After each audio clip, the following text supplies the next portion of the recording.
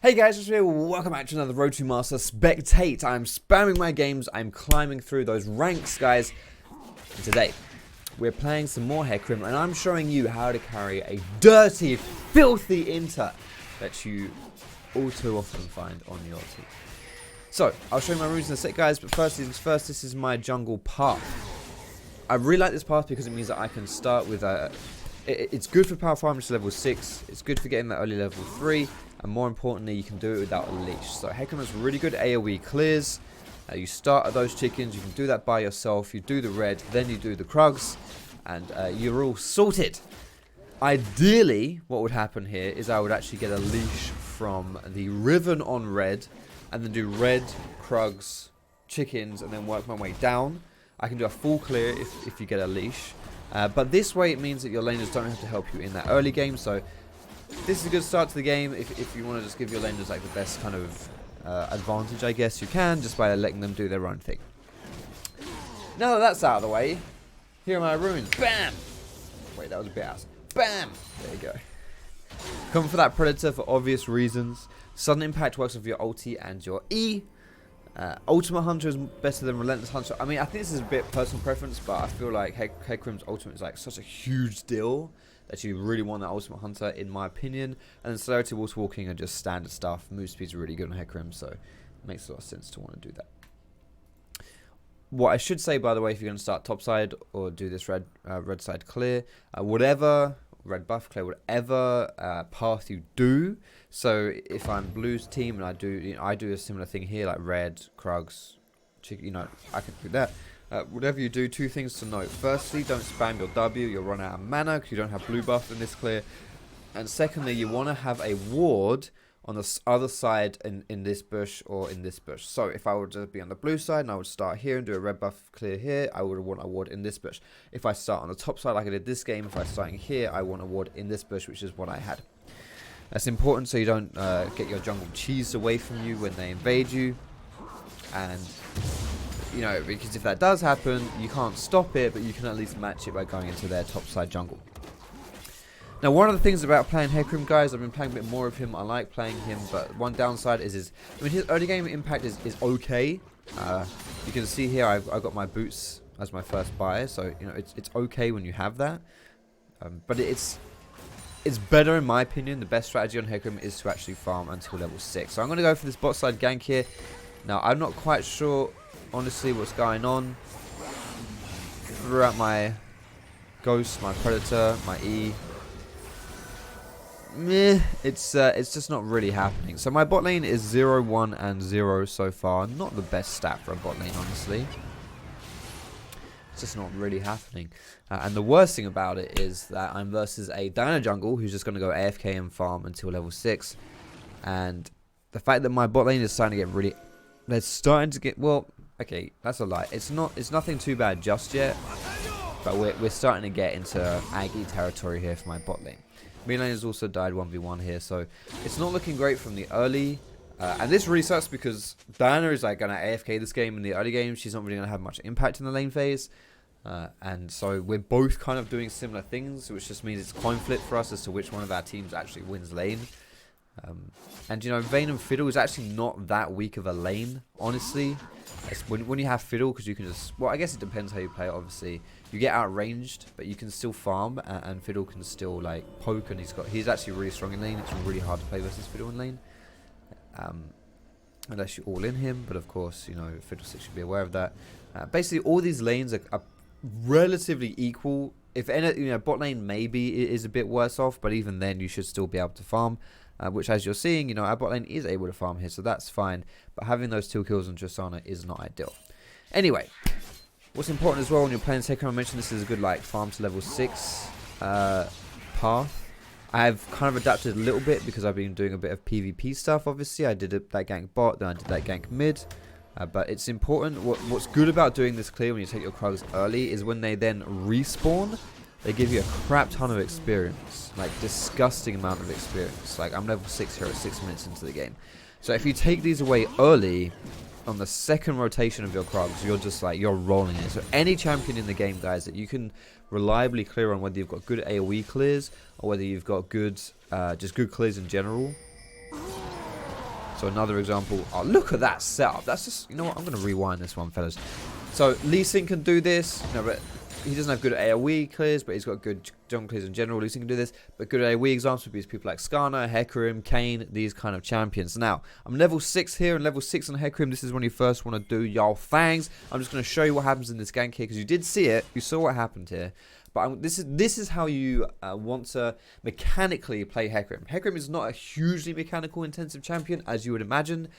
But there are small things you want to do on him that will make your life easier on him, or just in general make you more effective when you're playing him. The first of which is using your ulti behind them, landing behind them. Don't just throw it out at them, land behind them, because you fear your opponents, and fear is a mechanic that makes the enemy run away from whoever's feared them. So if you get behind them, you're basically pushing them out of safety. That's important. And the second one is using your E, using that, is it called Stampede or Onslaught or something like that? Devastating Charge.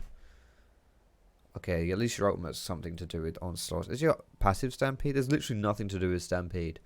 Don't know where I got that from. Devastating Charge here, you want to push them out of safety again. So you'll see it here in the way I do this setup here. I start channeling my E, and then I fear or ulti behind the Akali. This pushes her out. Look at this, and I'm moving her. I'm moving her away from that wall, and then I push her further away here. So you can see, you know, she was standing in this area. She went from here to here. Honestly, that's like more than a flash worth of distance. It's a pretty big deal, honestly. Sadly, I don't quite have the follow-up to get her there, and she's a Akali, so she just jumps over the wall anyway. So I end up wasting my ulti there. But still, in general, guys, just that's kind of how you wanna do it, and all that good stuff. Oh gosh, I'm still going for this one. Oh, that's risky. That's risky. Chill out, Foxy. Yoink, that's mine. Thank you very much. Thanks for the leash, bro. And yes, so item build, guys. If you're going for a Predator jungle, you want to get your boots early. No. I wish I had my ultimate here. You want to get your boots early, which is what I've done. But for Hecarim, I like to rush the Triforce. Sometimes I will get Red Smite here, but I won't get the fully completed Red Smite. But my first item is almost always going to be this Sheen. Sometimes I'll do Red Smite plus boots, but you want to get boots early and then Sheen, because Sheen gives you mana, which you actually are a little bit mana hungry on Hecarim. But also Hecarim just has beautiful Sheen synergy. The Sheenergy that's terrible. It is honestly insane on a Hecarim. So third death from my vein here. Okay, so now we are 7 minutes into the game. Diana is 0-0-0, and her bot lane is 6-0-0. So yeah, we're having a bit of a 2v2 nightmare in this bot lane here. And this is where, you know, I was saying things starting to get aggy and stuff, and how to carry an inter. Well, this is where things start happening for the worse here, because I don't know if you can see on the mini map, but there's someone's going somewhere they shouldn't be going. And yeah, so if I just show you, wait. Oh, here we go.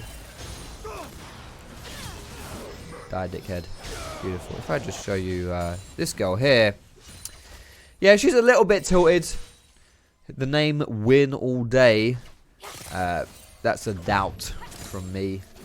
Just gonna go ahead and just stand here.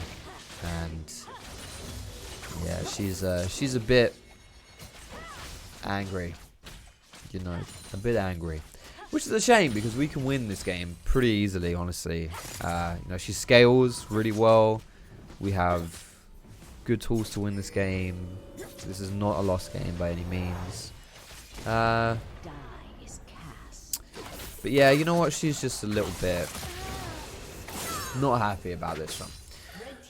So you know what, guys, I've actually prepared something for you, okay? I've prepared a short 10-second clip here of a demonstration of how this essentially goes down here, okay? So I'll show you that clip, and I'll see you in 10 seconds. Who can say where the road goes, where the day flows, only time.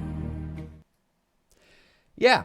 So, yeah, that's basically what's going to happen here. And so we're just going to skip ahead that play. Where does that happen? That's like here, right? Oh no, she dies again here. Oh no, that was her death. Okay. So yeah, that's I think you're getting the gist of this game here. So yeah, we're in a bit of a pickle here, fellas. We're in a bit of a pickle, not gonna lie. It's difficult. It's difficult, honestly, to play with an inter. It is tricky. But so this is the thing, guys.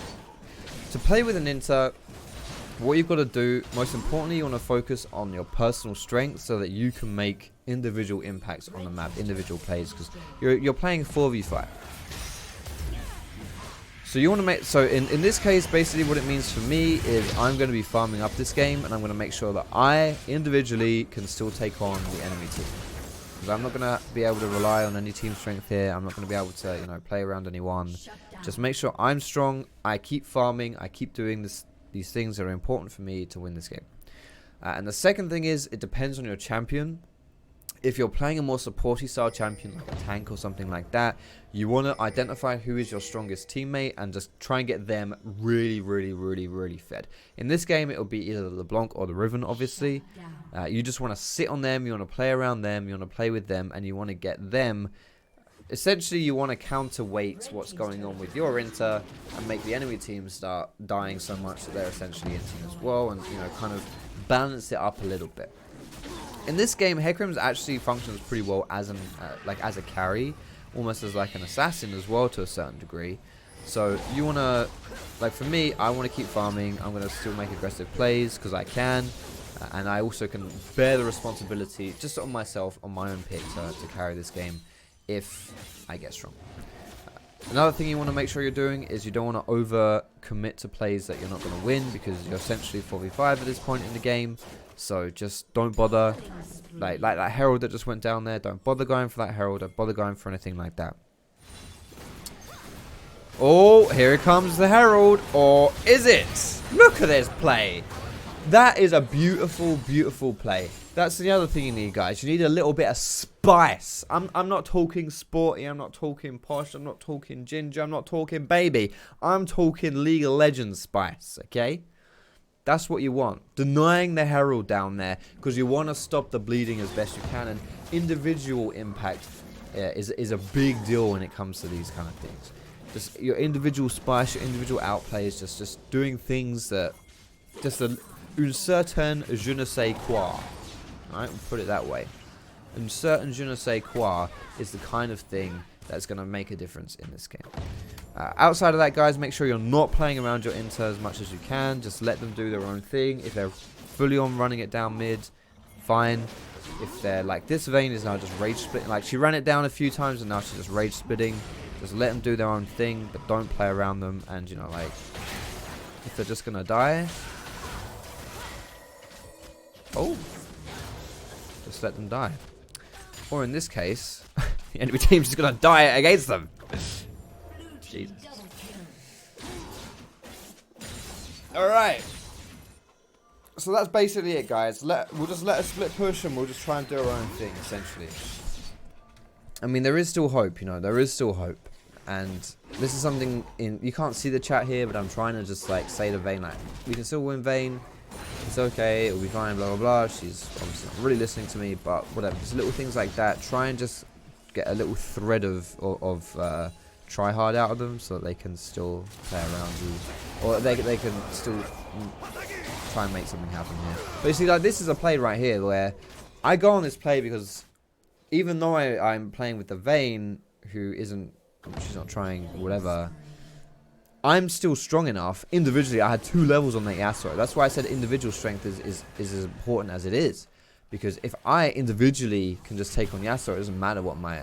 Oh, cheeky. I'm going for an assassination on the side. Oh, nice. How big is that shutdown? Just a little bit of spice, baby. A little bit of spice. This is it. This is exactly it, guys. This is exactly it. What's my score at right now? 4-1-5. Not too bad. We're doing it. 1-6 I already carry. 12-3 they already carry. How much was that shutdown, though? Can I see that? Oh, I can't see the chat. Alright, guys, let's keep going. Let's keep moving here. So, to a reminder, a refresher of my item build. I haven't really shown you my build a whole amount, but you have seen it here and there. You get that boots early, you get the Sheen, you get your tier 2 jungle item, and then you finish your Triforce. I'm going to go and finish my jungle item now with the Balmy Cinder. You don't have to even do that though. You can completely skip this. You can go straight into different items if you want to. There it is. There's the Cinderhawk here. You know, if I wanted to go like Randuin's would be a really good choice this game because there's crits coming through from Tristana and she's pretty fed. There's also going to be crits coming through from Yasuo. And also on top of that, just attack speed in general. Even though Diana is an AP champion, if I can reduce her attack speed when she's fighting me, then that's still helpful because it's her cleave passive, you know. So little things like that. Gonna go for this. Randuin's next most likely here. Although Sterak's is also a good choice, but either way. So what I'm looking to do here is I'm looking at the map and I'm thinking this Riven, she's split pushing, but she's also kind of strong. Can I do something around her here rather than just following my jungle? Can I go for somewhat of an aggressive play? However, the enemy team, they see us, they know we're here. But look at it, already half health in this Diana. What is Tristana doing? Is she trolling? It's gonna fly in there, kill the Diana. Riven's gonna get the Tristana. Beautiful stuff, because I know that this Riven is strong and I'm identifying who is strong on my team and I'm playing around them. Or I'm making stuff happen around them. I've got my blue suede shoes on, I've got my clippy clops on, my hooves. We're making it happen, we're dodging all the skill shots here. I'm more than happy to bait the crap out of this Riven because, you know, I don't want to die. I'm on a big kill streak. But I'm going to die anyway because I'm a nub. It's not really worth it. I basically should have let Riven die there, but it's you know, a bit too hard there, but it's okay. On the other side of the map as well, we killed a Kali because they had 4 people bot side, which opened up the Kali for us to kill her, and there she is, she's dead. So all good stuff there, guys. It's all good stuff. I really think a lot of this comes down to individual strength of my Hecarim pick here. I've been farming well. I mean, look at the farm. I'm essentially the highest farm in the game, like within 10 CS of the highest farm in the game. At this stage of the game, Hecarim is quite strong. I do have that potential where, like mid-game Hecarim, where you're too tanky to really get killed. I mean, I'm dead, but you know, I'm too tanky to just insta die. You know, I'm not squishy or I'm not vulnerable in that sense, right? And I have enough damage to really just quite quickly and quite efficiently kill the enemy players here. So, you know, I'm in a really good spot as this Hecarim pick to do stuff this game. And again, don't forget your farming. And great thing about Hecarim is he's really good at farming, especially those AoE camps, the Krugs, the chickens, the wolves. You take them ridiculously fast. And with this Triforce, your single target is not too bad either. Now we see the enemy team is going for this Baron here. So I've popped the Predator. Fiddlesticks is going to ult into the pit and he's going to die here. But here we go, boys. Here we go. Here it comes. Here comes the ultimate. Is it going to happen? Is he going to do it? 1400 health. No! It's close, but he's done it, boys. It's close, but he's done it. What was that talking about? What was that talking about? A little bit of League of Legends spice. There it is, fellas. Holy moly. I'll take that death any day of the week. I'm not sure what you're doing here, Riven, mate, you greedy bastard. The work. So this right here, this is Riven in a nutshell, but it's dumb as heck. Like, even for a Riven player, that's like a minus IQ play. They're obviously baiting you, mate. I know you're a Riven, but they're obviously baiting you. Best case scenario there is you're going to go 1 for 1. But more importantly, you were our last Baron buff. She had the last Baron buff there for us. And she just died, so now we don't have a Baron buff. It's not the end of the world, though, because it does stop them getting Baron, obviously. That's the important thing out of that play, and we get a bunch of gold. So, you know, it's okay still, but... you know, please just don't lose that Baron there. Now, I'm going for this Sterak's. I mentioned Randuin's and Sterak's as being these good options in these games. Sterak's is just good in general. And the best thing about Sterak's is it's like a perfect fit for these Triforce bruisers. So if you can go for the Sterak's, you will have like a really nice snowball in this mid game if you're strong enough to do it. Sterak's you can go even if you're behind. But for me, you know, this is definitely like a... I'm doing this rather than going for the Randuins because I am strong in this game and I know that I'm going to have that impact. Even I'm going to have a high capacity for individual impact if I go for this Sterak's here. And there's honestly a decent amount of burst damage on the enemy team, so it's not bad to go for this. But still, all good stuff here. taking a little bit of farm here. I mean, look at my CS is still high, making sure not to fall behind on that CS. If we look at the gold totals in this game, I'm sitting on the highest gold almost in the game. Tristana still has more gold than me, but I've got highest gold on my team, which is honestly pretty impressive here. Not to toot my own horn, I just mean like it's going to put me in a good position here to win this game. But here we go. Here comes the Predator. Predator into goes. Knock Tristana out of that lantern there. Lunk's going to try and follow through. It's not really going to happen. Oh, but see, this is it, guys. This is how... that's the Hecarim, okay? This is a rewind. Rewind. Okay, we're going to rewind this one because this is it, guys. This is it. This is how... This is what you want to do, okay? This is how you make catches on Hecarim. This is how you engage team fights on Hecarim. But specifically here, we'll focus on the catch element because that's what's happening right now. You want to pop your Predator first. On Hecarim, you have 3 forms of zoomies, okay? 3 forms of zoomies. And it is important that you do it in the right order. You activate them in the right order. Most importantly, you want to save your... You have your Predator, you have your Ghost, and your E, right? You want to save this E, this little piggy. He comes in last, okay? The little piggy of the Predator piggy. He's in prison now. Okay, you know what? Let's just stop that. Predator first. Ghost second, E third, okay? And do not let your E time out or you're going to really ruin everything. So here we go. I popped the Predator. I popped the Ghost. And now I'm using my E and I'm going to hit her mid-lantern here to knock her out the lantern. It's not 100%, but it's decent. And now this again. So now I'm just like, I'm chinning a little bit. And then as soon as she steps forward, what do? I put my ult behind her. It's extremely important I get it behind her. Because look what she does. She just runs into the enemy team. I thought I had the inting AD carry running into the enemy team and dying. Apparently, so does the enemy team. But it's all good stuff, fellas. All good stuff.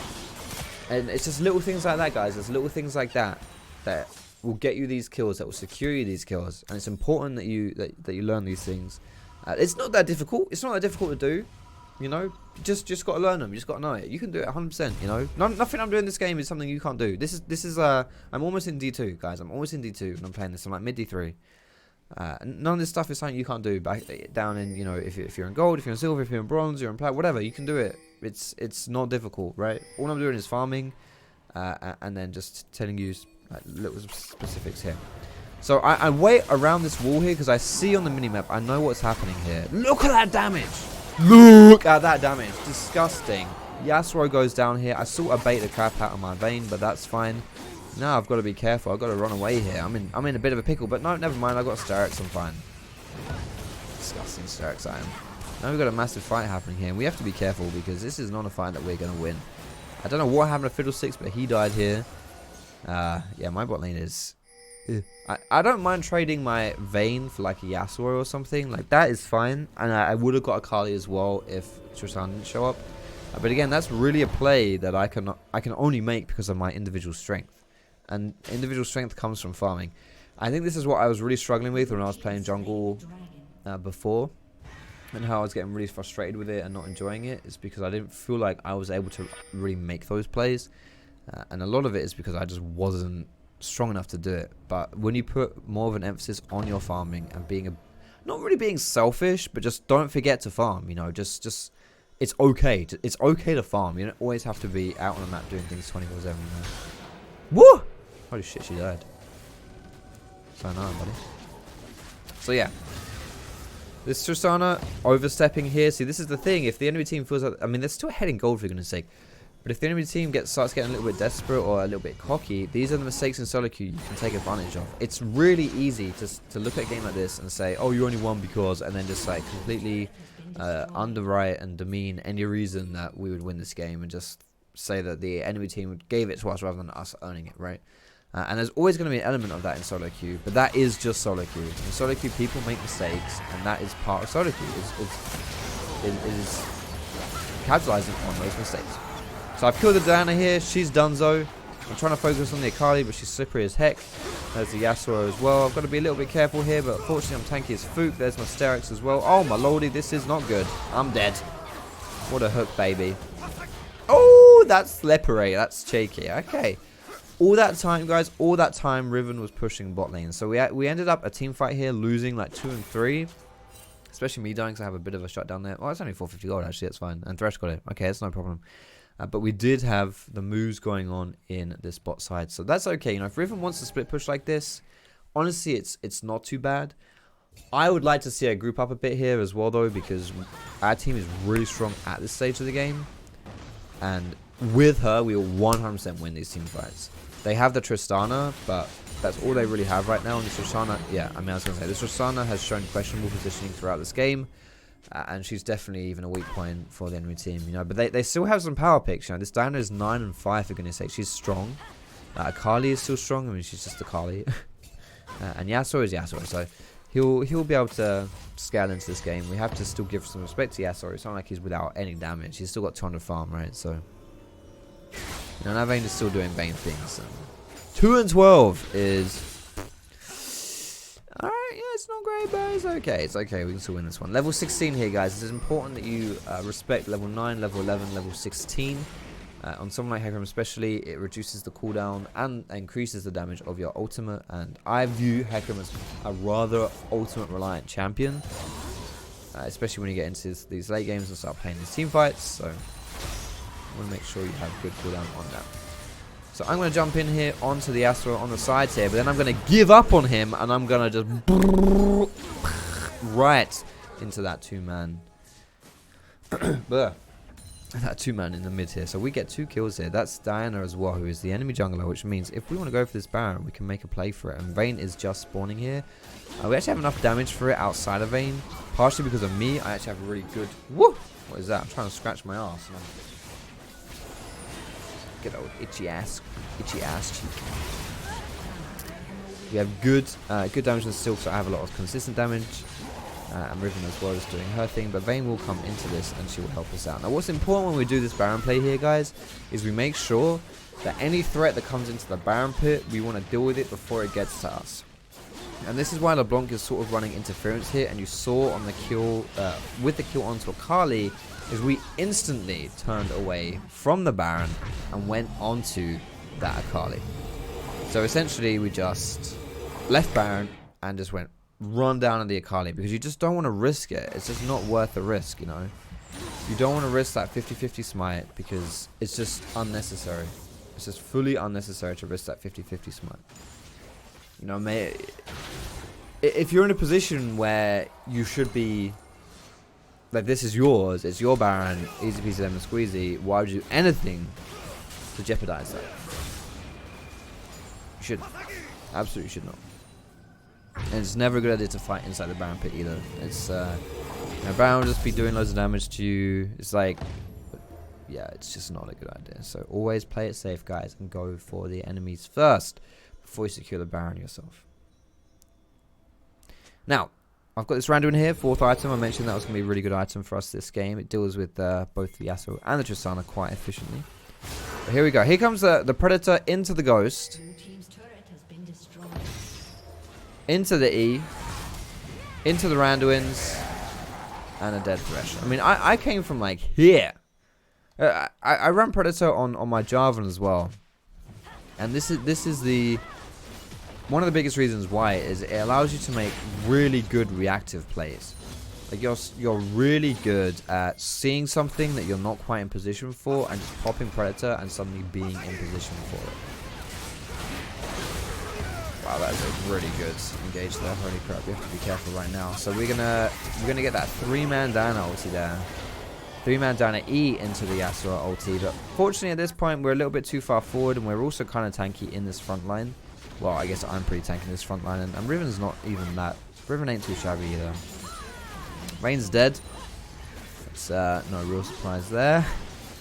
And yeah, so we're just gonna take that inhibitor and then run away. Do not overstay. Overstaying is one of the biggest reasons why people lose games in low diamond, especially. Just staying for plays and staying in situations they absolutely have no business doing anything in or near. And as you see, it actually lost us 2 kills there in that mid. 46 and Riven both died there, so that's a bit rough. And now we've got to do our best to... This is where it's difficult, because you do not want to... You don't want to overstay, but you also don't want to overprotect objectives. If you think an objective is just going to be too hard for you to defend, you should just let it go, because if we lose this inhib and we all die, for example, we'll then lose the Nexus. We'll just lose the entire game. Fortunately, LeBlanc gets a nice chunk down here, and I'm Hecarim. So I've popped the Predator, I've popped the E, I'm popping my ultimate, and I'm going hard here. Again, fearing the Thresh backwards, pushing him out of safety. Thresh is going to go down here. Diana is going to go down here. Akali's dead. They're all dead! They're all dead! Beautiful stuff. Now we're spam ping in the mid lane, boys. We're still behind in kills, by the way. We're just spam ping in that mid lane. Pushing that one down. This is going to be it, and that's going to be the game. So, I hope you enjoyed this video, guys, and you learned some things about how to play Lagans and how to play Hecarim specifically. Because I really feel like if I wasn't playing Hecarim, this game would be done. So, I mean, just look at those scores. I had a good mid laner in LeBlanc. That was basically all I had to work with this game, and it was a little bit rough. It was not the perfect game, but hey, a win's a win, fellas. A win's a win. And these kind of things, you know, if Vayner decided to like proper run it down endlessly down mid lane, probably won't win it. But that's an important thing to know. If you're playing versus someone who just doesn't want to win, there's a good chance you just won't win. But you can still do your best to win. And a game like this, if I had lost this game, you know, what's the one thing that I'm gonna remember if I lose this game? Oh, my Vayne was running it down and dying. If I'm talking to my mate in school the next day and I'm talking about how I had a solo queue game yesterday, and I lost my promos because I had this Vayne in my game who's running down. No, these are the type of games that people define as running it down, unwinnable, community sucks, I can't win this game. But you can win these games, you can carry these games, guys, and carrying them, they're going to happen to you, guaranteed these kind of games are going to happen to you, and just give yourself the best chance of winning, even if you're not going to win them all, and I guarantee you will not win them all, but just give yourself the best chance of winning, and you'll squeeze out a few wins here and there, and that's the difference between, if you have, out of 10 games where you have a player like this Vayne, if you can win only 3 of them instead of 0 of them, that's a big difference, guys. That's a big difference. You're getting like 20 LP a win, 20 LP a loss, or something like that. Then actually going from, say you're on 50 LP, instead of losing and going down to 30, you win and go up to 20. Go up to 70. Do you know what I mean? Like, it's a big difference, guys. It's a big difference. And then you do that 3 times, and suddenly, do you know what I mean? Like, it makes a big difference. So, thank you so much for watching the gameplay, guys. I hope you enjoyed it. Thumbs up if you like to subscribe to me for more. Flick that bell notification if you want to see me when I'm uploading my videos and catch those videos as they come out. But either way, it's goodbye from me. It's goodbye from the lovely Shadwell down here as well, who's a bit of a headless dog here because he's buried his head in the corner of his dog bed. But either way, it's all good. Thank you so much for watching. Hope you have a fantastic day. I appreciate you checking the video out. I love you all. You're all lovely. That's why I love you. You're amazing. You're great. You're a good person. And anything that's on your mind that's troubling you, something in the back of your mind. There's something in the back of your mind. If there's something in the back of your mind, it's all good. You're human. Okay? Everyone's human. It's all good. Don't worry about it. I guarantee you it's 10 times worse up in here than it is out there in the real world. I guarantee you. Okay? And either way, you got it. Doesn't matter what it is, you can handle it. You got this. Thanks so much for watching, guys. Have a fantastic evening, and I will see you, or morning or afternoon, wherever it is you're from, in my next